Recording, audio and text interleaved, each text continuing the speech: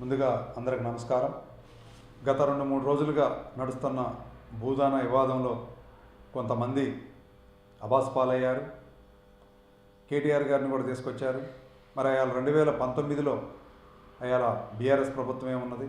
మరి ఆ రోజు ఎంఆర్ఓ గారిని, ఆర్డీఓ గారిని ఆ భూదాన భూముల్లోకి పంపించేసి ఇది అనాథరైజ్డ్గా వేసుకున్న ఇల్లు ఇమ్మీడియట్గా ఖాళీ చేయాలని చెప్పేసి ఆదేశాలు ఇవ్వడం కూడా జరిగింది. ఆనాడు ఫోర్స్ సరిపోవటం లేదని కూడా ఎంఆర్ఓ గారు కూడా మాట్లాడిన మాటలు కూడా మా దగ్గర ఉన్నవి. మరి ఇవాళ తెలంగాణ రాష్ట్ర వ్యవసాయ శాఖ మంత్రివర్యులు తుమ్మల నాగేశ్వరరావు గారు ఇవాళ అభివృద్ధి ధ్యేయంగా ఇవాళ ఖమ్మం జిల్లాని కూడా తీర్చిదిద్దుతున్నాడు. ఇవాళ మనం ఖమ్మం చుట్టుపక్కల మొత్తం కూడా ఇలా రోడ్లు తీసుకొని రావడం జరిగింది. ఇవాళ దేవరపల్లి హైవే కానీ, అమరావతి హైవే కానీ, ఇంకా చూసుకుంటే ఎన్నో రోడ్లు ఎంతో మంచి పనులు చేయడం జరుగుతుంది.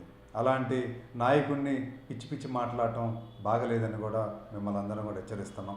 ఇవాళ భూదాన భూముల్లో నిరాశ్రితులైన ప్రతి ఒక్క పేద కుటుంబానికి ఇవాళ తుమ్మల నాగేశ్వరరావు గారు ఆదేశాలు ఇవ్వడం జరిగింది కలెక్టర్ గారికి.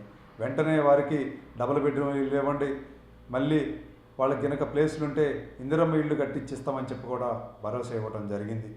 ఇవాళ మరి ఆనాడు కేటీఆర్ గారు ఏం చేశారు, మరి పట్టాలు ఇవ్వచ్చు కదా అంటే వారి ప్రయోజనాల కోసం ఆనాడు 58, 59 జీవోని వారు తీసుకోవడం రావడం జరిగింది. మరి అలా పేద ప్రజల మీద ప్రేమ ఉన్నోళ్ళు మరి ఈ 58, 59 జీవో అయినా తీసుకొచ్చారు అంటే అందరూ ఉన్నోళ్లే కదా, వాళ్ళందరికీ ఇచ్చేశారు మంచిగా.